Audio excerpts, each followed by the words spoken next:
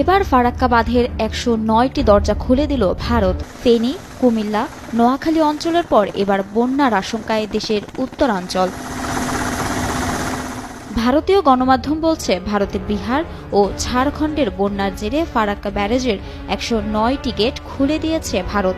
এতে বন্যার শঙ্কা তৈরি হয়েছে পশ্চিমবঙ্গের মুর্শিদাবাদ সহ বাংলাদেশেও। একদিনেই বাংলাদেশে ১১ লাখ কিউসেক পানি প্রবেশ করবে। ফারাক্কা বাঁধ এলাকায় পানি বিপদসীমার ৭৭.৩৪ মিটার উপর দিয়ে প্রবাহিত হচ্ছে। ধারণ ক্ষমতার চেয়ে পানি বেশি প্রবাহিত হওয়ায় তা ছাড়তে বাধ্য হয়েছে বলে জানায় কর্তৃপক্ষ।